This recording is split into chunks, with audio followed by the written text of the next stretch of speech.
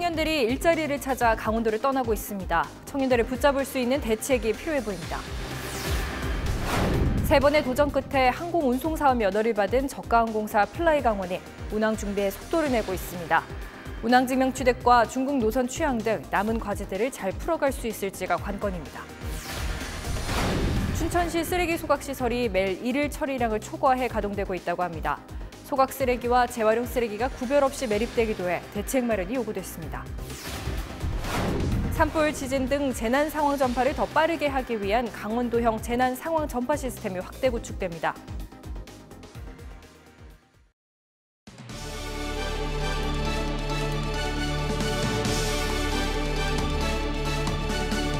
시청자 여러분 안녕하십니까? 헬로티비 뉴스 강원입니다. 첫 소식입니다. 청년들이 대학교를 졸업하고 강원도를 떠나는 이른바 탈강원 현상이 심각합니다. 왜 떠나는지 통계를 살펴보니 일자리가 가장 큰 원인으로 분석됐습니다. 높은 연봉과 안정적인 직장, 흔히 말하는 이 좋은 일자리가 강원도에선 찾기 힘들다는 건데요. 지속적인 청년 유출로 강원도는 활기를 잃어가고 있습니다. 떠나는 청년들을 붙잡을 수 있는 방법은 없는지 알아봤습니다.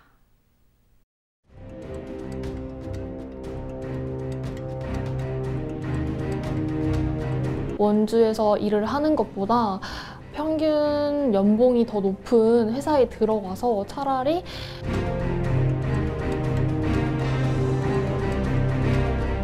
미래 동력을 잃어버리는 것과 마찬가지이기 때문에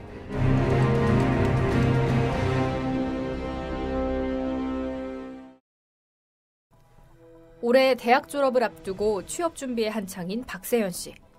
박 씨는 최근 강원도를 떠나야 할지 고민입니다.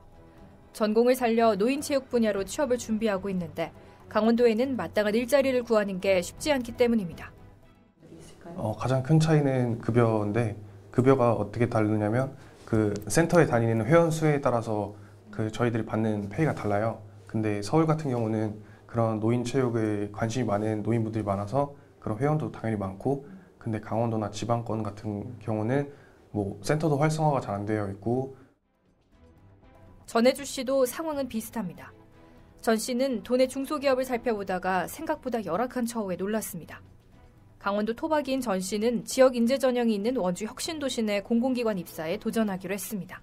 안정적인 근무 환경과 복리후생이 공공기관 취업을 준비하는 가장 큰 이유입니다. 일단 안정적인 직장을 원하기도 하고 안정적인 수입, 그리고 많은 사람들이랑 교류를 하고 싶은데 이제 원주권에 있다 보면은 그 서울권에 있는 것보다는 많지 않다고 생각이 들어서 서울로 많이 떠난다고 생각을 많이 하는 것 같아요, 청년들이. 도내에 취업할 만한 일자리가 없다는 건 이들만의 고민이 아닙니다. 지난해 도내 대학을 졸업한 대학생 3분의 2가 강원도를 떠났습니다. 대부분 서울과 경기 등 수도권으로 가서 직장을 구하고 자리를 잡았는데요. 강원도의 인재들이 일자리를 찾아서 강원도를 떠나고 있습니다. 횡성에 있는 한 유가공품 생산 판매업체. 김정현 씨는 2달 전 이곳에 입사했습니다. 원주에서 대학 생활을 한 김 씨는 강원도를 떠나지 않기로 했습니다. 물가가 비싼 수도권보다는 강원도에 사는 게 목돈 마련에 도움이 될 것이라는 생각이 섭니다. 이제 아무래도 제가 나이가 좀 있으면 이제 결혼도 해야 되고 그런 거 생각해야 되는데 뭐 물가나 집값이나 이런 게 강원도 쪽이 훨씬 싸기도 하고 살기도 좋은 것 같아서 계속 일하기 좋은 것 같습니다. 김 씨가 다니는 이 업체는 최근 1년 동안 도내 청년 15명을 새로 채용했습니다. 강원도가 고향인 근로자들이 다른 지역 출신 근로자보다 환경에 쉽게 적응하는 등 여러 장점이 있기 때문입니다.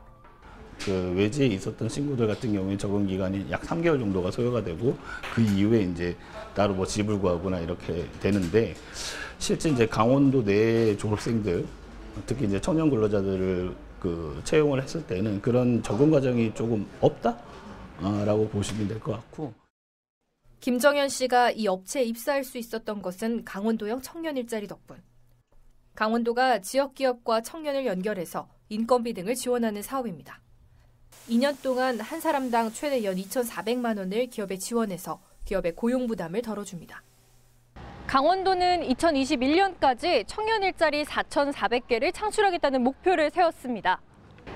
하지만 문제는 취업을 앞둔 지역 대학생들에게는 단기적인 대책일 뿐 이런 정책들이 크게 와닿지 않는다는 겁니다.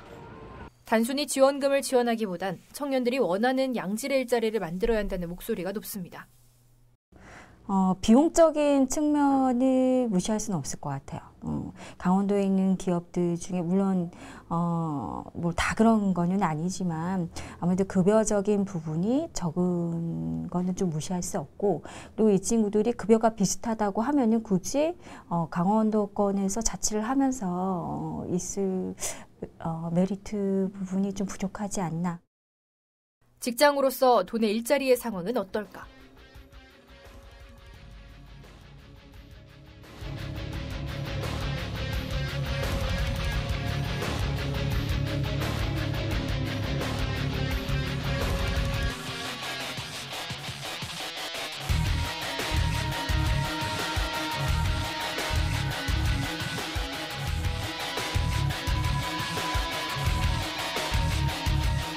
지역 산업 정책과 뗄래야 뗄 수 없는 일자리 문제. 전문가들은 강원도의 특성에 맞는 미래 신수요 산업을 육성해 일자리의 질을 높여야 한다고 지적합니다. 단기적으로는 현재 인력 채용 수요가 높은 생산 단순직을 양성하는 동시에 중장기적으로는 전문 인력을 키워야 한다는 겁니다. 지역 산업 육성과 연계된 고용 창출 정책은 아직까지 큰 빛을 발하지 못하고 있다. 그래서 지금 고용 유지 정책이 한 트랙이 돌아간다면 다른 한 트랙에서는 산업 정책이 신성장 동력 산업을 핵심으로 한 산업 정책이 돌아가야 된다. 거기에 지역 청년들이 주체가 되어 서로 교류할 수 있는 창업 특구를 만드는 방법도 제시됐습니다. 지금처럼 단순히 창업 공간을 지원해 주는 것에 그치는 게 아니라 문화와 복지, 교육과 주거 공간이 한데 어우러진 맞춤형 지원을 하는 겁니다. 걷잡을 수 없는 청년 유출은 곧 지역의 미래가 달린 문제입니다. 청년들이 떠나는 강원도가 아닌 머무를 수 있는 강원도를 만들기 위한 고민이 필요해 보입니다. 헬로티비 뉴스 김선아입니다. 3번의 도전 끝에 항공운송사업 면허를 받은 저가항공사 플라이강원이 운항 준비에 속도를 내고 있습니다. 양양에 본사 사옥을 짓기로 하고 첫 삽을 떴는데요. 운항 증명 취득과 중국 노선 취향 등 남은 과제들을 잘 풀어갈 수 있을지가 관건입니다. 노지영 기자입니다.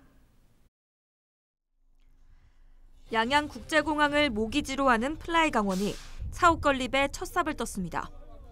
양양군 양양읍 조산리 5,400여 제곱미터 부지에는 2층 규모의 플라이강원 본사 사옥이 건립돼 경영전략본부와 영업서비스본부, 종합통제실 등 주요 시설이 입주할 예정입니다.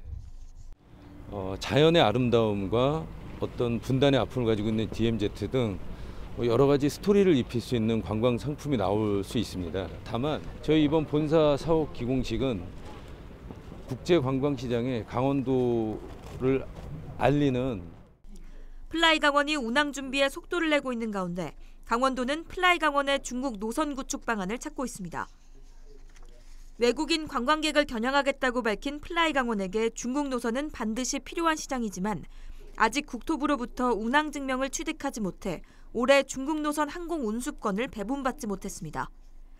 강원도는 우선 항공 자유화 지역으로 취항이 가능한 중국 산동성과 하이난성 주요 도시의 노선을 개설하고 이후 플라이강원이 중국 운수권을 추가로 확보할 수 있도록 도울 방침입니다.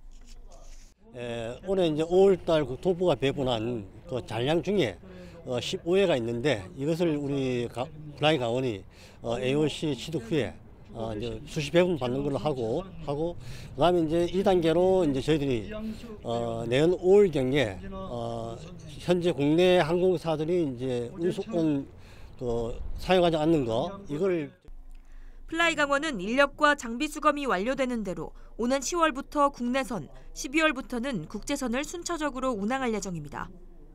또 오는 2020년까지 항공기 10대를 추가 운항하며 국제 정기 노선 25개 이상을 개설한다는 계획입니다. 헬로티비 뉴스 노지영입니다. 환경을 보호하고 자원을 재활용하기 위해 일반 가정에서도 쓰레기를 분리배출하는 것은 의무화되어 있는데요.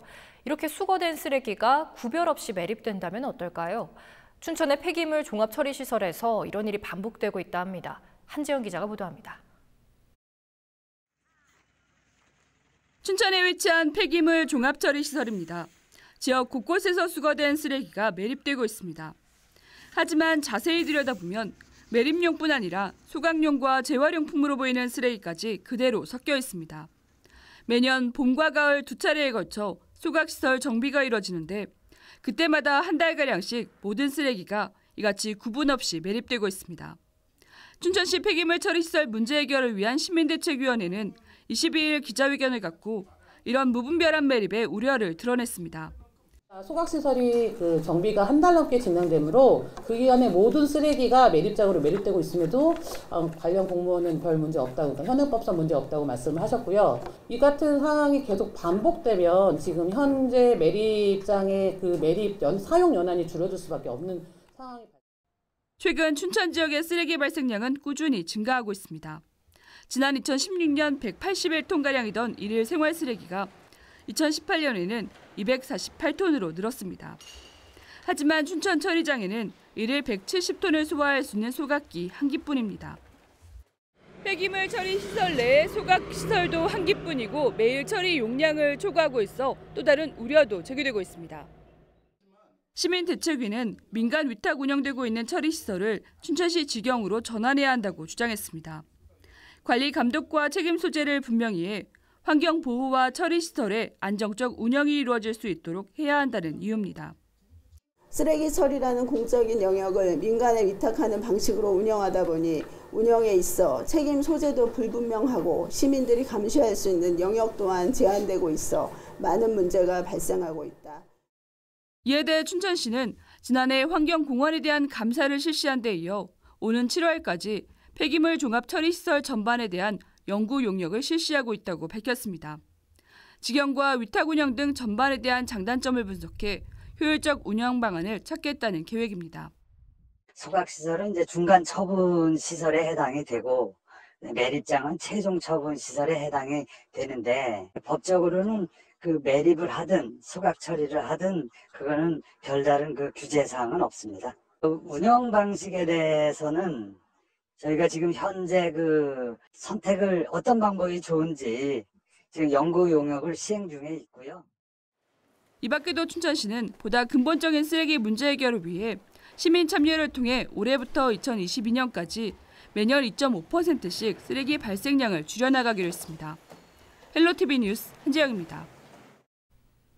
지난달 발생한 강릉 산불의 실화자로 신당 관리인 65살 A씨가 검찰에 송치됐습니다.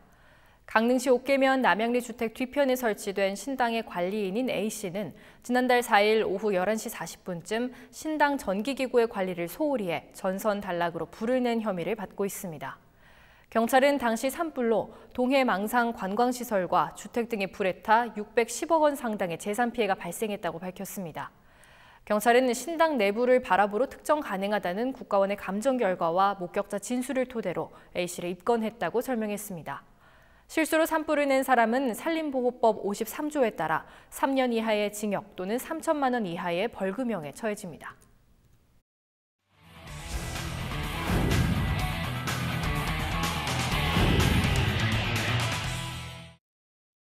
부천의 한 오피스텔 공사장입니다.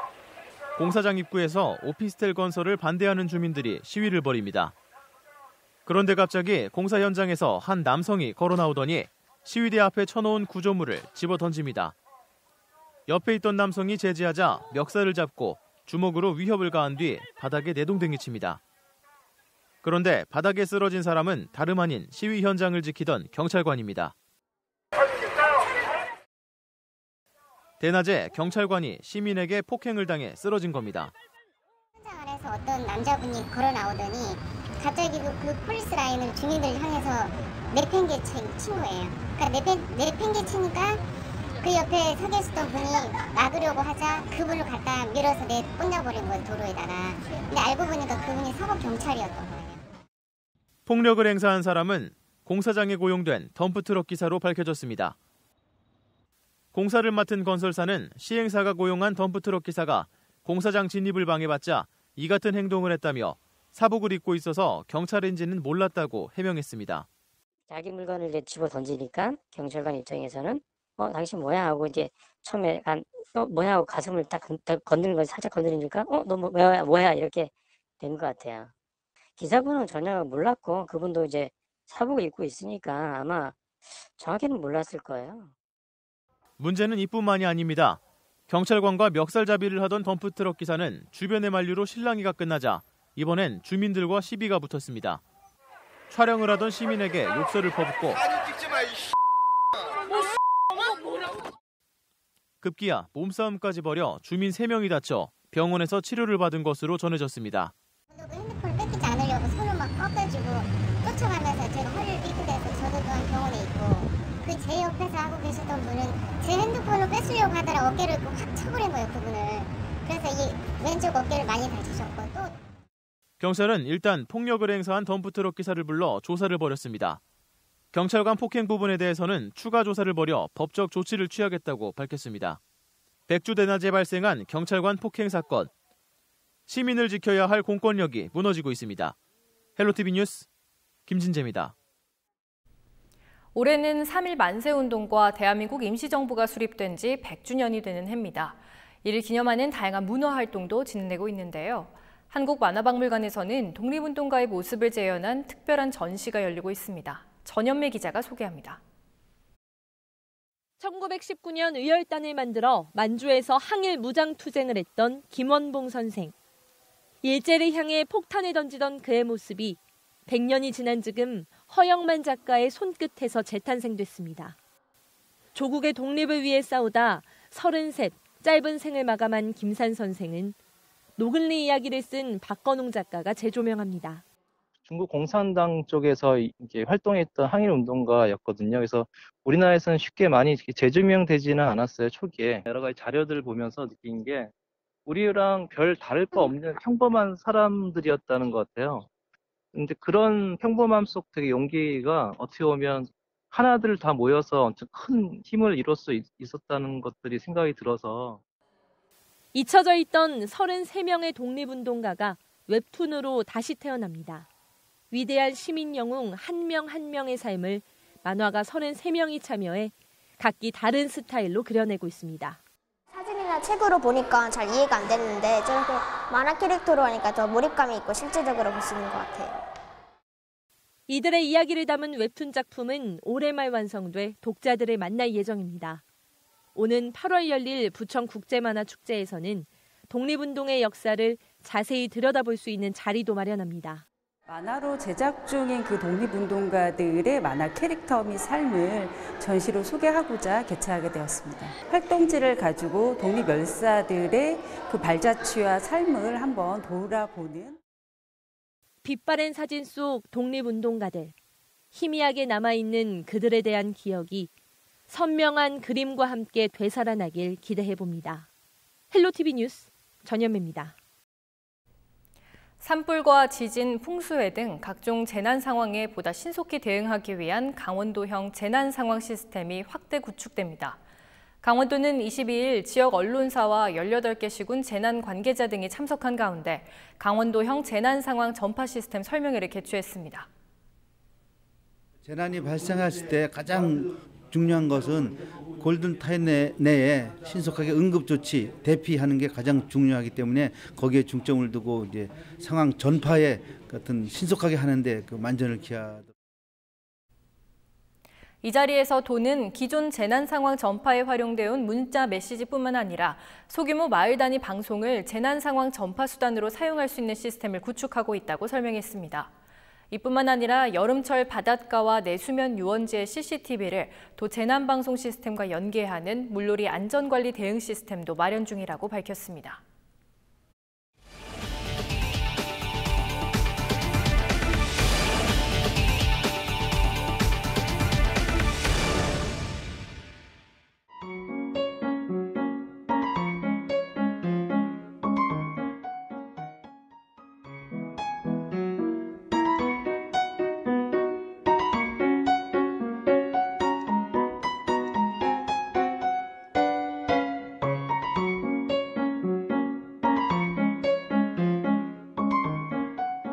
한궁은 투호와 궁도를 접목해서 가장 좋은 장점만을 가지고 한 게 바로 한궁이고, 이 한궁 운동을 하게 되면은 어깨, 팔 또는 정신적으로 아주 좋은 운동이 돼요.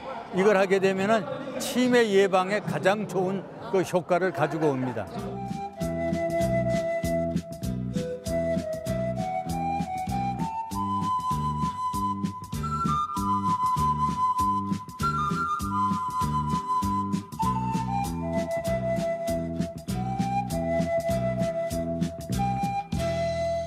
처음 했는데요. 즐거워요. 엄청.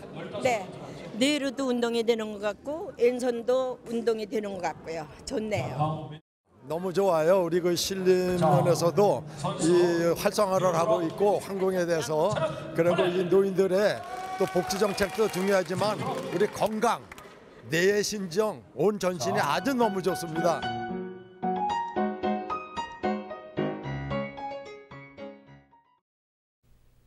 삼척시 교동의 한 아파트에서 보일러실 LP가스 누출로 추정되는 폭발 사고가 발생해 일가족 4명이 부상을 당했습니다.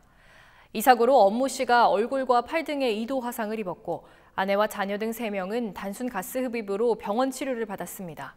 경찰과 소방당국은 정확한 사고 경위를 조사하고 있습니다. 강원도는 22일 가뭄 피해에 미리 대응하기 위해 올해 농업기반시설 확충에 137억 원을 투입한다고 밝혔습니다. 도는 웅덩이 조성과 저수지 준설, 관정 개발을 통해 매년 반복되고 있는 가뭄에 대비할 수 있는 기반시설을 확충할 방침입니다. 특히 도는 최근 추경을 통해 확보한 36억 원으로 추가 관정 200공 개발 등 신규 용수원 개발에 나서고 고랭지 채소 주산단지에도 용수 개발 사업을 펼칠 방침입니다. 이와 함께 비가 오지 않는 날이 이어질 경우 긴급 가뭄 대책 예비비를 통해 피해 농가 특별 지원도 검토할 계획입니다.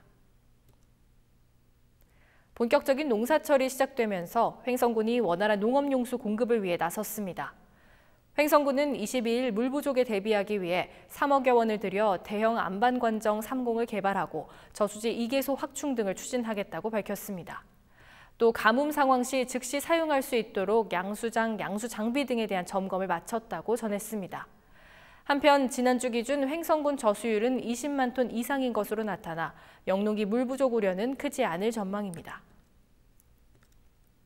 원주시가 시민들이 많이 이용하는 구간의 간접 흡연 피해를 막기 위해 금연구역 5곳을 추가 지정해 운영합니다. 추가로 지정되는 곳은 문화의 거리와 자유시장 앞, 로데오 거리와 시네마 11번가, 당구동 롯데시네마 앞 등입니다. 추가 지정된 금연구역에 대해서는 금연지도원과 금연실버지킴이 등이 홍보와 계도 활동을 추진하고 오는 8월 14일부터는 흡연 시 5만 원의 과태료를 부과합니다. 원주시는 현재 14,600여 곳에 달하는 금연구역을 운영하고 있으며 지난해 31건을 단속해 과태료를 부과했습니다. 이어서 날씨입니다. 목요일인 5월 23일 남해상에 위치한 고기압의 영향으로 강원도는 맑겠습니다. 아침 최저기온 춘천과 홍천 11도, 원주 13도, 강릉 18도입니다. 낮 최고기온 원주 27도, 춘천과 강릉 29도로 예상됩니다. 이어서 주간 날씨입니다. 기압골의 영향으로 27일은 강원도에 비가 오겠고 그 밖의 날은 대체로 맑은 날이 많겠습니다. 영서 내륙 지역을 중심으로 낮과 밤의 기온차가 15도 이상 크겠으니 건강관리에 유의하시기 바랍니다. 영동 지역은 강원 동해안을 중심으로 33도 이상 오르면서 폭염특보가 발표될 가능성이 있습니다. 우리 지역 바다 날씨입니다. 동해 중부 해상은 바람이 초속 9에서 14m로 불겠습니다. 물결은 1에서 2m로 일겠습니다. 목요일 전국 날씨입니다. 남해상에 위치한 고기압의 영향으로 전국이 맑겠습니다. 23일 아침 최저기온 서울과 인천 14도, 충북과 경북 15도, 경남과 부산 18도입니다. 낮 최고기온 서울 29도, 충남과 전남 29도, 경남과 부산 26도입니다. 당분간 맑은 날씨에 강렬한 햇빛까지 더해지면서 낮 기온이 차차올라 평년보다 기온이 높겠습니다. 전국 바다 날씨입니다. 서해 중부 해상에 안개가 짙게 끼는 곳이 있겠으니 항해나 조업하는 선박은 유의하시기 바랍니다.